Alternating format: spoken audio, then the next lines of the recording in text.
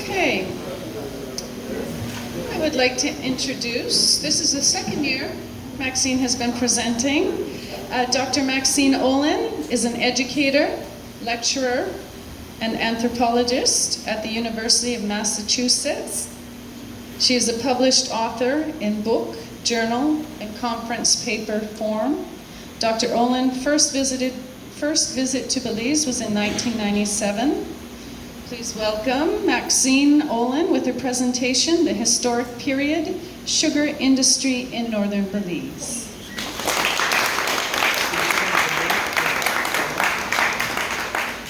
Thank you so much for being here. Let me see.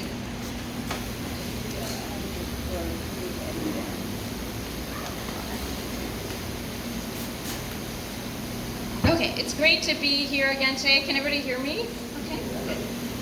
Great. So today I'm going to talk about the research I've been doing the last few years here in Corozal, and I'm sort of completing the project, I think, this summer. Focusing on the early sugar industry and I'll be dancing. And 19th century Maya life here in the Corozal district as well. So the title I chose, Sweetness and Labor, it comes from a very famous book by, sort of play on the title Sweetness and Power, which is a very famous book by Sidney Mintz, where he talks about the origins of, or the way sugar changed the world. So it's a wonderful book that you might want to check out if you're interested in the history of sugar. When I think about the history of sugar here, so much of it and the way that it affected people here is through the history of labor and the sort of getting people to work in the sugar industry. So that's what I'm going to talk about first. So first, just to talk about the trends that are happening, say, between 1850 and we're going to go all the way up to about 1930s and even 1950s, but with the early origins of the sugar industry. Does anybody know what they were doing here before they were growing sugar in northern Belize? What was the only industry in this area? Logging. Yeah, exactly, right? So they're logging wood, but around 1850, there's a decline in the logging industry. So they're logging mahogany and logwood, which is used for dye, and mahogany clearly for furniture and building. And around this time, I mean, first of all, they've cut down so many trees, right? So like almost all the trees in the country are cut down. And that's a big factor. But also there's a kind of an economic recession that happens in the mid-19th century. And so that really affects the logging market. And people can no longer make the kind of money they were making by cutting down trees. And so all of these British folks who are in Belize here to make money, and they're kind of extracting all this timber and all this labor, all these trees, they need some other way to make money. And so at this point, there's an interest in maybe we could have some kind of agriculture. And there's hardly anybody living in Corozal at this time. It's really, really small. There's no road that goes from Belize City to Corozal. The only way you could get here is by boat or by river, right? So river or sea. And so could we use this northern area to do some kind of agriculture? That's what's going on, and if you read some of the documents, that's what you see them all talking about is, well, what kind of agriculture could we do, and what could we possibly be doing right around this time? So at the same time, we have this other thing going on that's huge, right? And this is the Caste War of Yucatan, which starts in 1847.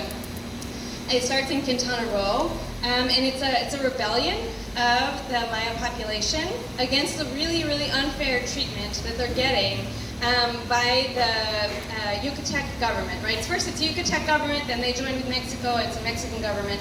But essentially under the Yucatec government, Maya people are like the third-class citizens, right? They are the lowest at the bottom of this, hierarchy, social hierarchy. If you're an Indio, you have the least rights, you pay the most taxes, you're forced to work for these haciendas. And so they're living in a really oppressive place, and in a place where they keep promising them, like, if you help us in our army, well, we'll give you land.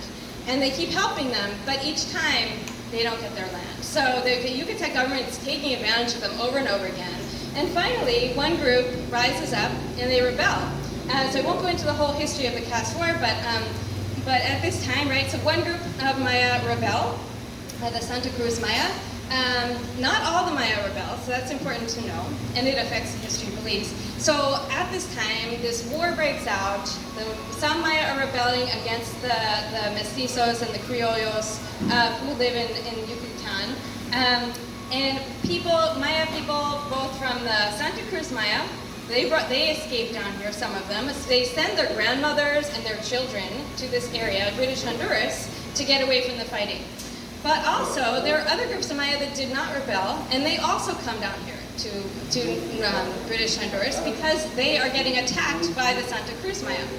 Other people that come down here are mestizos, people who are sort of like the next higher class, right? And they come down here too because they are sometimes being attacked by these rebel Maya as well. And so you have three groups of people, they're all a little bit different, they all come down here to British Honduras where the government's welcoming them and saying, wow, like look at all these people coming here, we want to do agriculture, all these people are coming here, like let's make this work. So they take advantage of this situation, and this is where the sugar industry gets started.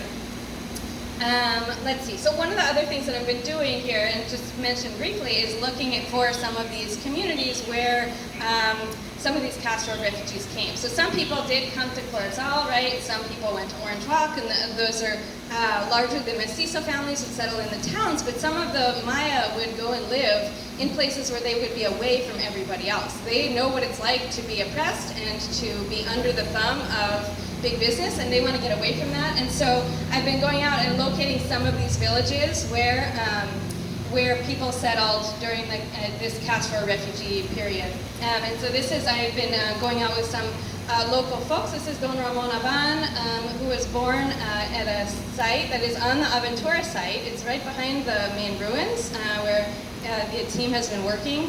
And he showed us where he used to live. And he showed us where his house was and where the wells were and where they used to throw the garbage. So it's been really wonderful and gratifying to talk to people who grew up. He moved out of this community when he was just a child in the 1950s, and this is the case with most of these villages. They're occupied from about 1850 to 1950. Okay, so back to the sugar industry. So the Maya are the ones who first bring sugar to this region, right? So many of them escape with just like the stuff on their back, but one of the things they did was bring sugar with them to plant in their milpas, right? To plant in their gardens. It's something that's being grown in the Yucatan. So that's what people say anyway, is that they are the first ones to bring the sugar here. But it is the British and the mestizo landowners that decide to make these sugar plantations. Most of this area is owned by a few really large British landholders. Like they own, 2 or 3 people own everything up in this whole northern region, right? And then some of them started their own sugar companies, and then others would sort of lease out the land to mestizo landholders, and these small mestizo landholders, lease people who are leasing, whatever that word is, they established these sugar ranchos. So basically small sugar farms, employing different kinds of labor, and then would process that sugar in order to make both sugar and also rum, right? So they're making both out of that. And so the big thing is that they need to attract labor. So there are a bunch of different kinds of labors that they bring in or that they try to attract. So there are a lot of Maya coming to this area. But guess what? Those Maya don't really want to work all that much for the sugar industry. And why not? Well, it's because they had just escaped working on haciendas and being kind of forced into all this labor in Yucatan, and they don't want to do that anymore. So they're pretty smart to the whole idea. The sugar owners, they recognize this, and getting a little distracted by the photography.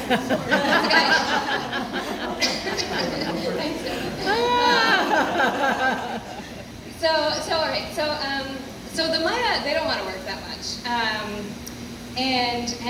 There's different ways that the British and the mestizo landowners are trying to get the Maya to work for them. And one of the ways they do, what the Maya want to do is they want to be milpa farmers and work for themselves and grow their own food and live in their own communities away from all these other people.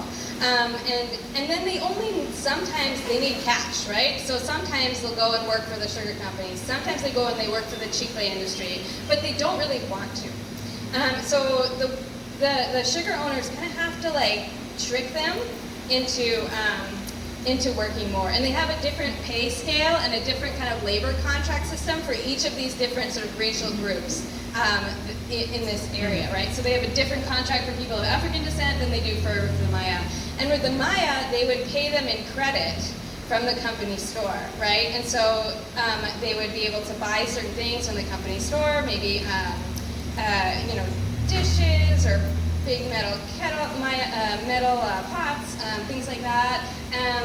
And they would try to get them indebted, right? So that once you're indebted to the company store, you have to keep working there. And then this is something they typically did. I've also heard a lot that they would pay people in rum, which is another way to get people indebted, quite honestly, because if you become an alcoholic or you become addicted to alcohol, then you need to keep working. So this is just one way in which they would try to suck people into the labor, doing labor for them. They liked the Maya laborers, actually, more than some of these other racial groups. They were thinking very much in racial terms at this time, and they were not crazy about the people of African descent. They didn't think they worked as well. They were less like subservient. The Maya they thought were very subservient, and they wanted them to work for them because they would just sort of do whatever you tell them to. But not everybody else did. At this time, they also brought in East Indians who were in the Caribbean at the time. So they brought in laborers from East India. That's what we have in Corozal, right, an East Indian community, and the town of Calcutta, that's where it comes from. Also, at this time, they brought in indentured servants from China.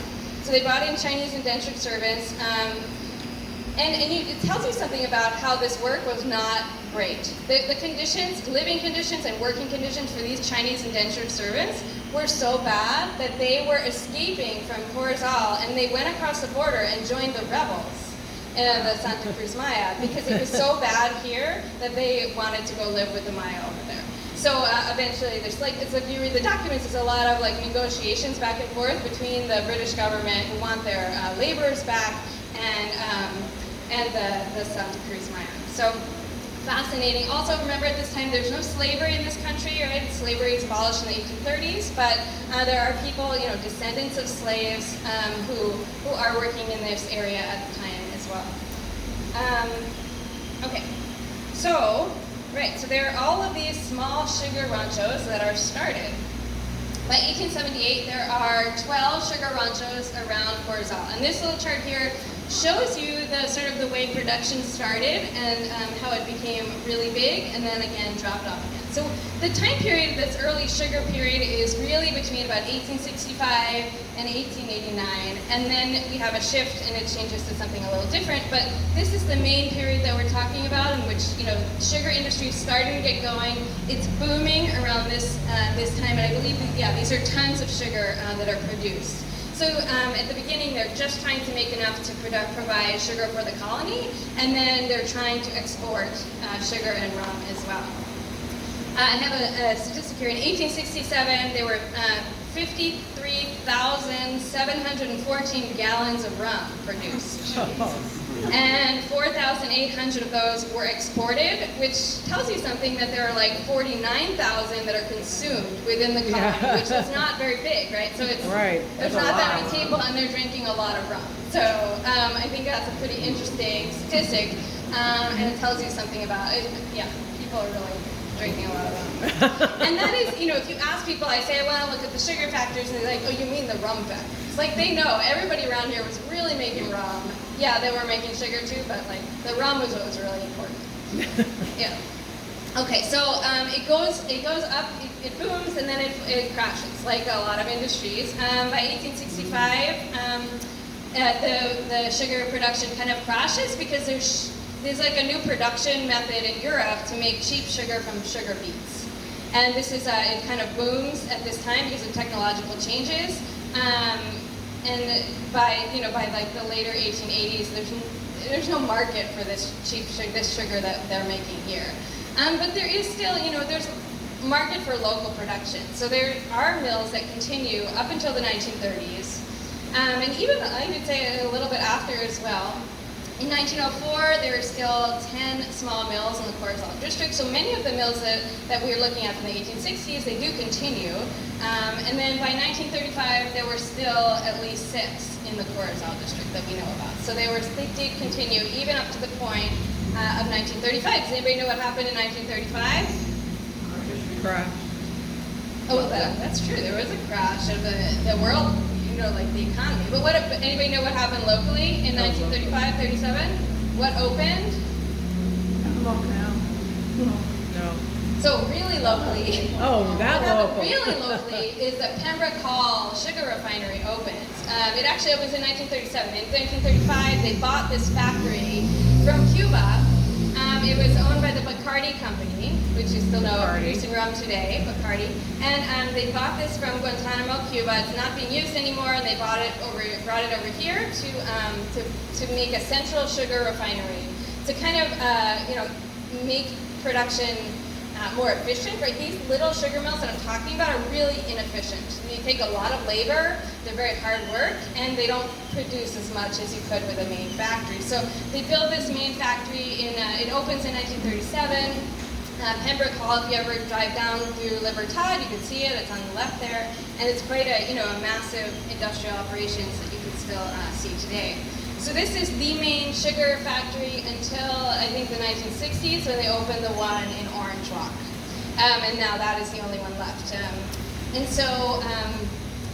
So this sort of changes the whole landscape. I do believe that some of them continue beyond Pembroke Hall, right? Even some of these little ones, people do remember that even in the 1930s and 1940s, there were still some small little operations going, even after that. So it's interesting, there seems to be like a parallel market to the big industry, that there seems to be some small industry still happening locally.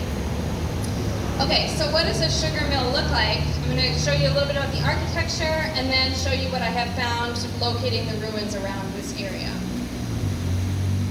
So most of the time, what we're talking about is called a trapiche, or trapiche, and this is kind of a really small operation in which you would mill the sugar cane, you'd put it through rollers, right, in order to press the juice out of it.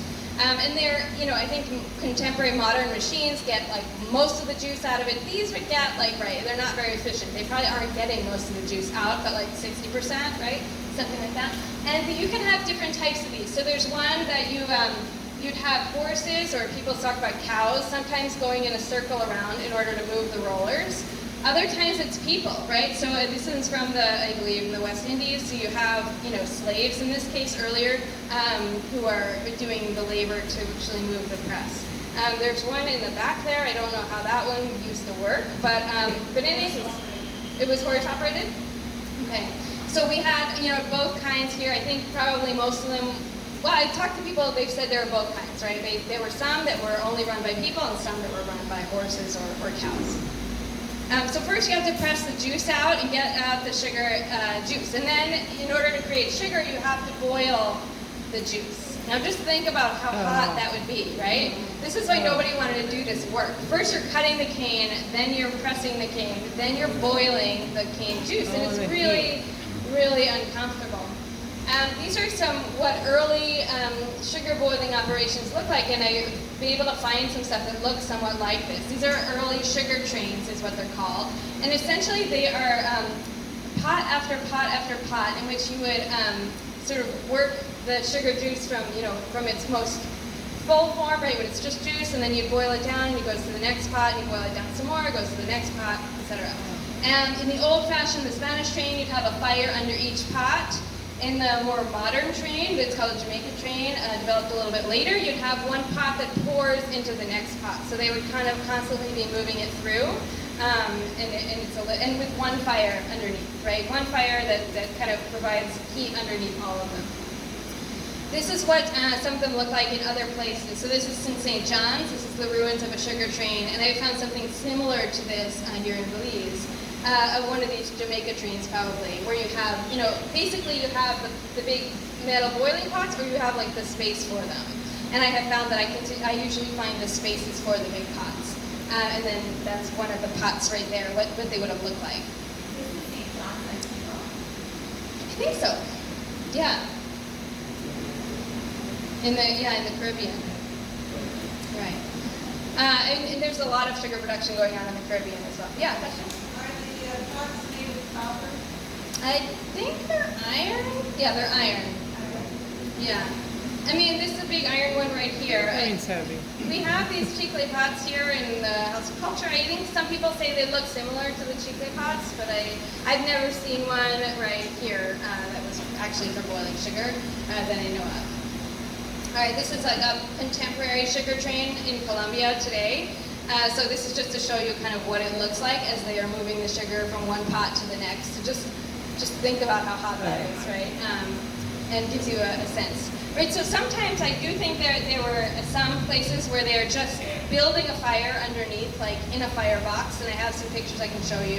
They're just feeding the fire by hand. But in most places, I do think they had big machinery that's no longer there. And so if you look at this is a Serpent sugar mill in southern Belize, and it's a park you can go visit. And they have the boilers still here.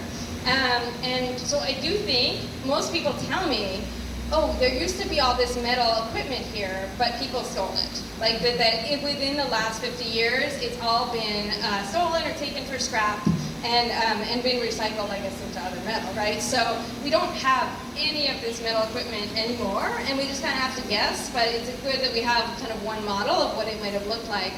And I was actually at one site the other day, and it had something like this, like almost like the metal footings where the machine would sit, which I thought was pretty cool, that I could see something very similar to what I'm seeing here.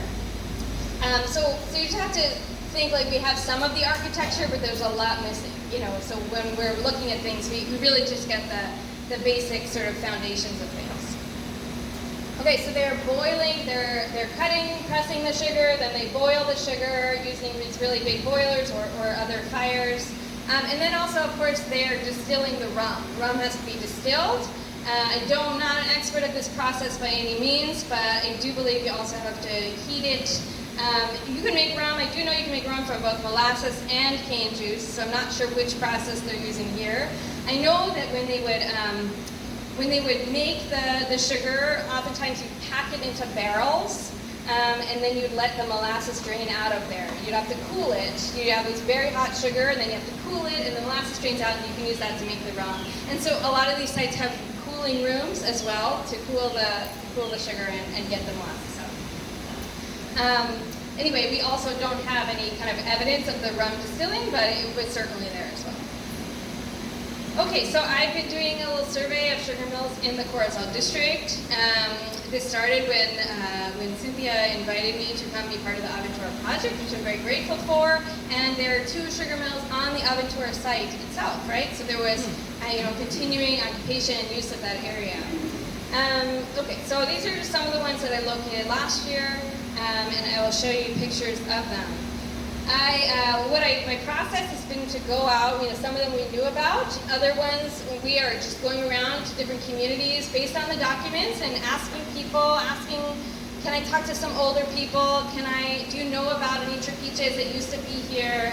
A lot of people don't know, but some do, and so I find somebody elderly and they tell me, and oftentimes that actually works and we find some. And then I've been using drone imaging to take pictures from above and to kind of create these 3D models.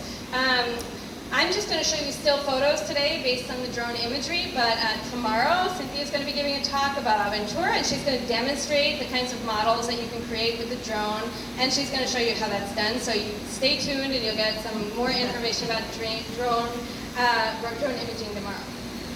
So the first one, I don't know if you've ever seen this, driving by San Joaquin, right by the football field, is a sugar mill. It's recognized by this big smokestack, and that is often the way that these sites are found, is that the smokestack still remains. Everything else, there are some foundations of rooms in there. It's very overgrown last year when we tried to document this, but I'll show you what we got from it. But often the smokestacks are still there, or have been there within the last 50 years, and people remember them. This is us walking through there in 2017, trying to just locate. You can see some cement there of a room.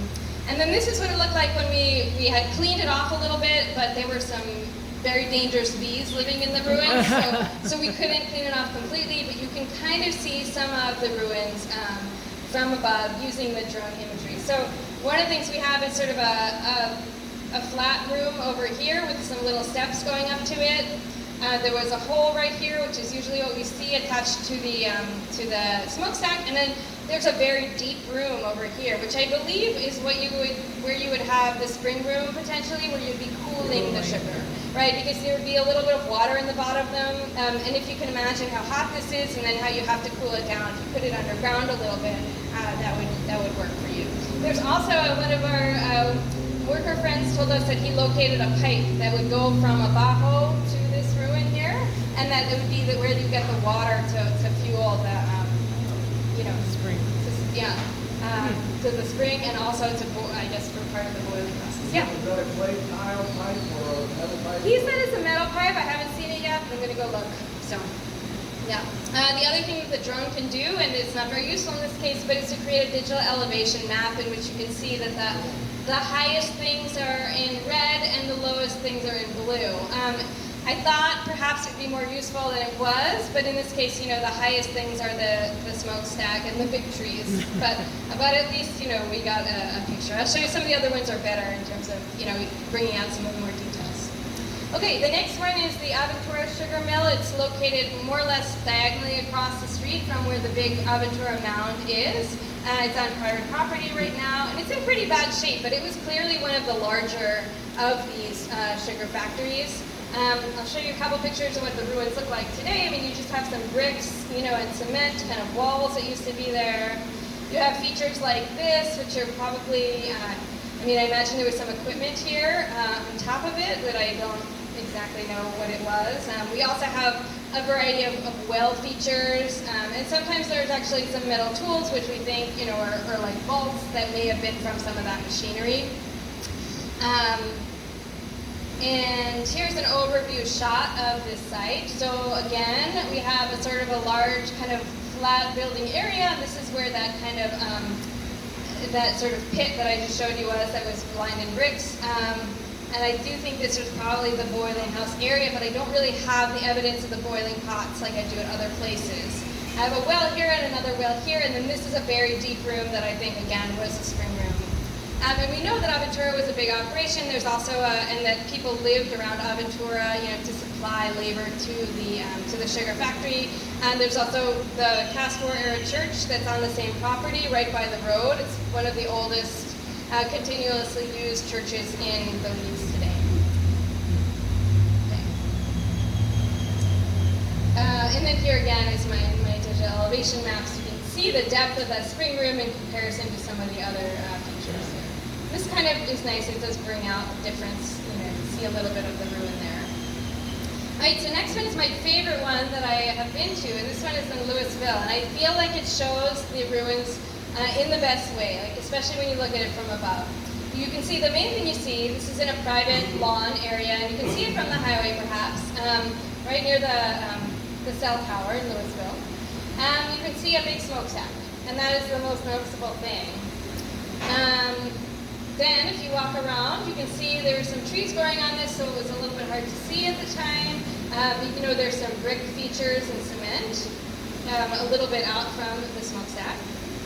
Again, further out, there's an area with several steps leading up, and then there were two wells, one that was lined with bricks and one that was not.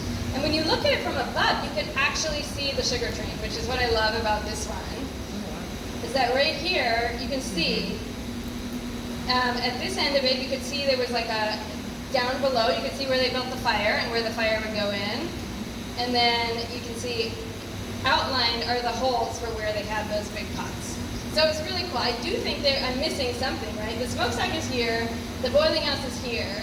So what was right here, which is no longer there, right? So when I spoke to the landowner, Mr. Ramirez, who owns this property, told me that there used to be a lot of equipment there that is no longer there. That somebody, a caretaker, sold it off at one point, and it's gone. But there was clearly, something going on here. I don't know if this perhaps was where the sugar press was, or maybe that was over here. I do think this is probably where the boiling equipment was, the machinery here. But we also know that they're making rum in this place, and this building here it's beautiful. He's renovated it all, but Mr. Ramirez told me that this used to be the customs house. This is where you keep all of your sugar and rum for them to assess for taxes. And so he has restored it, so it's a nice little house, but that is actually its original function. I'm not sure if anyone's living in it. Maybe the caretaker lives in it, yeah. Any idea how long ago this operation would have been functioning? Well, it could have been up through the 1930s. Probably would have ended, before the time of Pembroke Hall. But certainly it was active in the 1860s, 1870s. Yeah, but I do think it may have continued longer. Okay. And then I have another view of it from here. Again, you can just see the holes, where those the sugar train was. So that's my favorite. I do feel like this is sort of the most intact and accessible ruins that you can see. You're going to really see what the sugar industry, buildings would have looked like a little bit. And again, this one's because you can really see with the digital elevation map kind of where those boiling pots were. Okay. All right, and finally, one of the reasons I know that things are continuing longer, and of course it is in the records, right, that some continued up through 1935, but I also think that some of them perhaps existed a little longer, is that this one is called the San Pedro Sugar Mill. It's not actually in the documents that I have found, but people knew about it around here, and it's a bit later in time. It looks a bit different. This is what it would look like when we originally saw it, and then we cleaned it up. One of the things that I noticed about this one is it had some bricks, and I don't know if you can see that they have words on them, but in historical archaeology, it's really helpful when we find something that's labeled, right? Yeah. And then we can look up what it's from. So these two are historic bricks from the AP Green Fire Brick Factory and the Mexico Refractories Company. They're both in a town of Mexico, Missouri, and I believe they joined at one point. Right, but they have different time periods. This one says Ozark DP. That's from the AP Green Fire Brick Factory, and that opened in 1910. So this one has to be at least after 1910. This other one says Mex Arco, and that's the Mexican Refractory Company. But I know that they were only active from 1929 until 1959. So this whole site had to be built at some point after 1929. Right? It's sort of our, that is the earliest it could be from, or at least that brick is from it, right? So it's a bit later. Also, the guys who were helping me clean it off, I said, this one looks a little later. And they're like, oh yeah, I remember it when it was open. So it actually was used probably, even after, into the 50s and 60s, if not later. But it's a pretty small operation out in the middle of the cane fields right now. Actually, it's in a cow pasture currently. It looks different in that there's only one big boiling pot that's a circular kind of depression, and then there's a little room that you go into down here, and that's where the firebox is. There probably was some kind of a boiler kind of equipment here as well.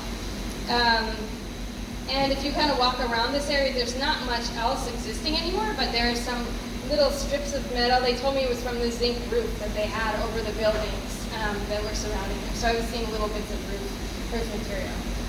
So this was pretty cool if you look from above here in the DEM, and then also just from the aerial photograph. You can really see, walk down here, there was a firebox down there, and then there were vents on all sides that would kind of vent the fire into them. Yeah?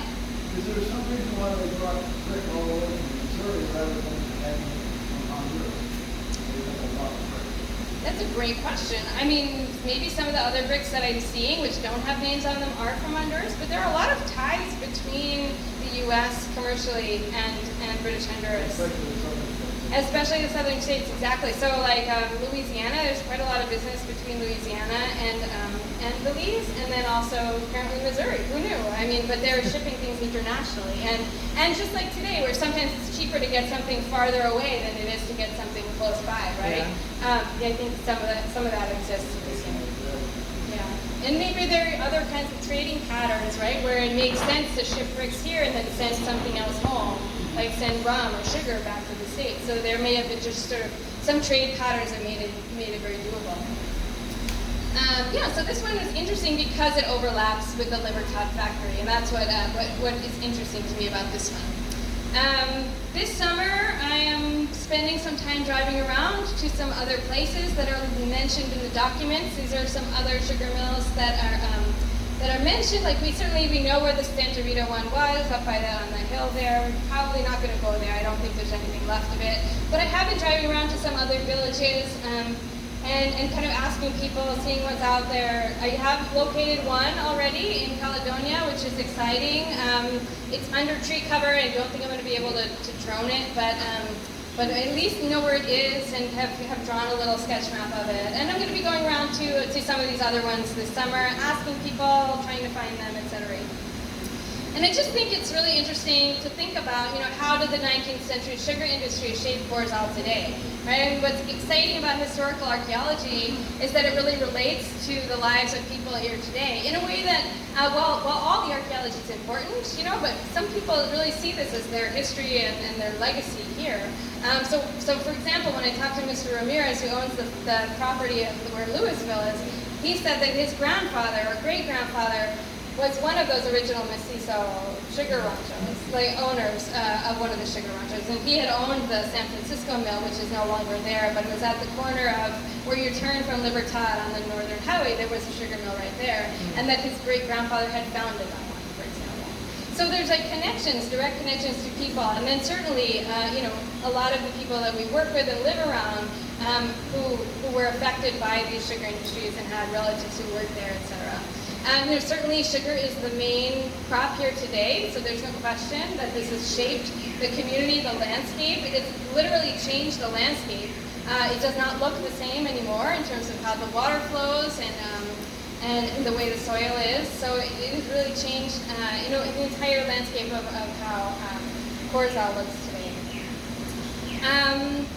Great, that's all I have. If you have any questions, I'd be happy to answer them. And I just wanted to acknowledge, the Belize Institute of Archaeology, the Aventura Project, UMass-Amherst, who's provided funding for me, and then all the many, many people who've shared their stories with me, and many of whom are not even on here, but Deborah and all the people who have volunteered, their resources and stories, and shared with me some of the information about this area. So thank you very much.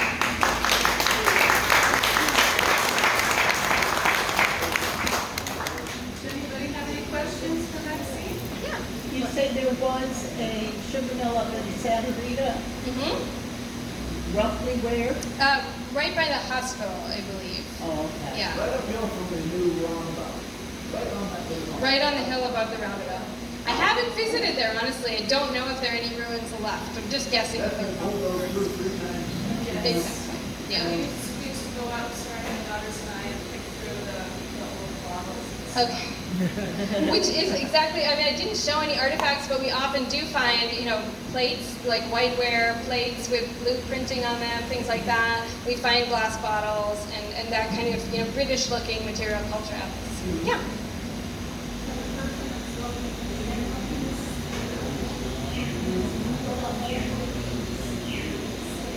Uh-huh.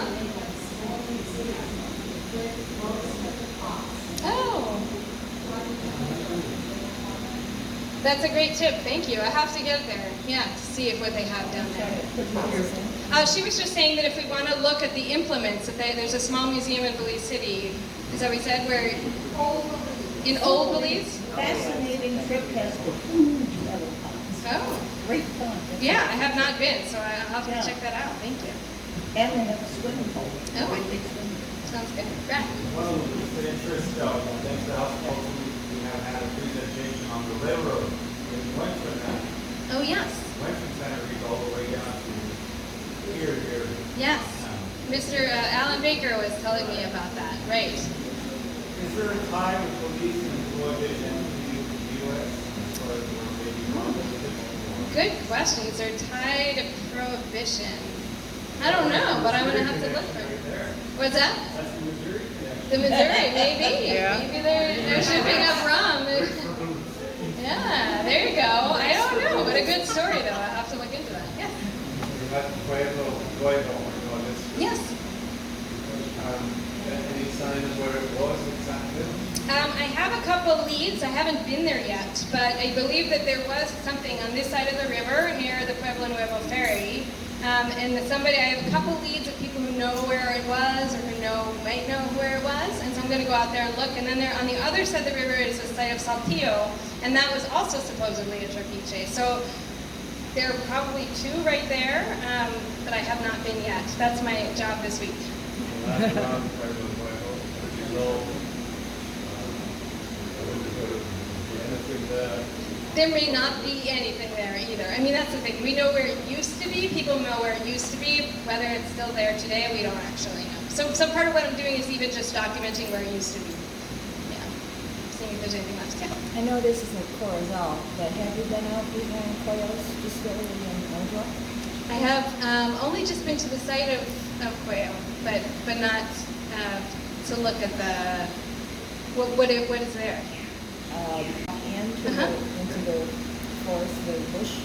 There's mounds back there that, with openings you can actually go into. There's also a lot of metal works, big gears and wheels and things just laying in the bush. There were several sugar factories around Orange Walk as well, and I have not, that's sort of outside of my survey area, but it would be really interesting to look into it. Yeah, It kind of thank you. combines the two because there's the Exactly. ruins there and there's also the sugar stuff. Exactly, yeah.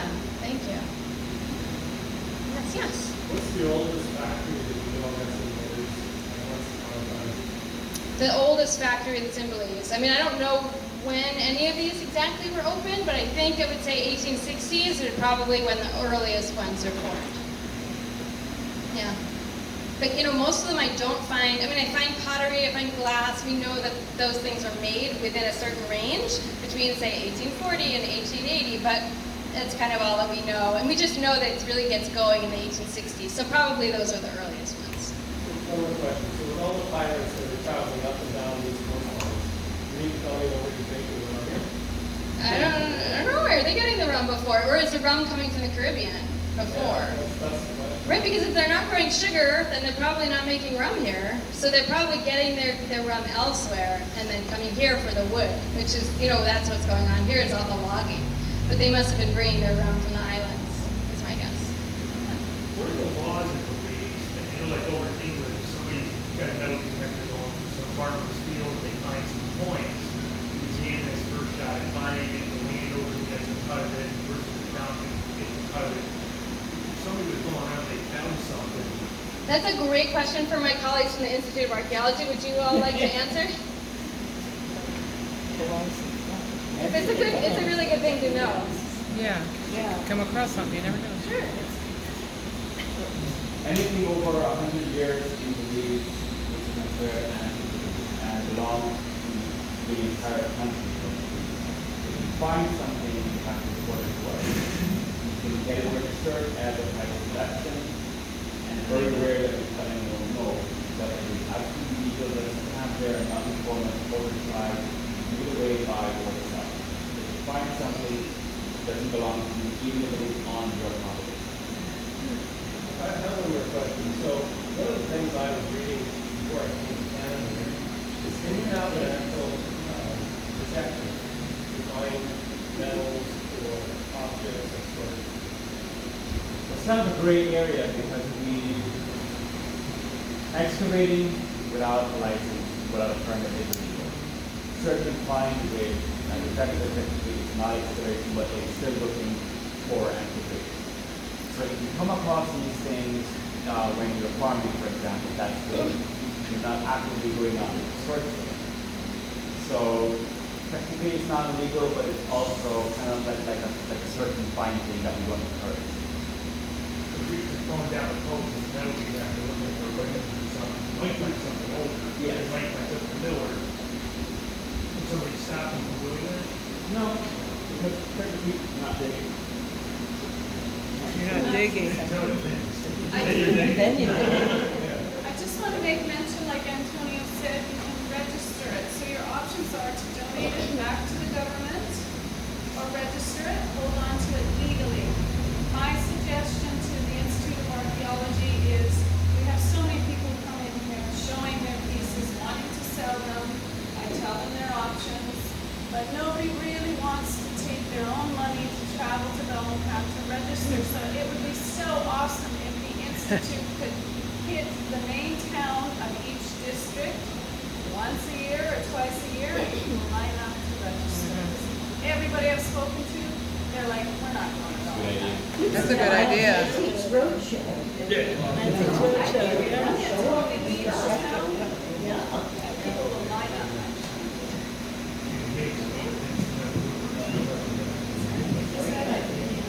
Okay, let's thank Maxine.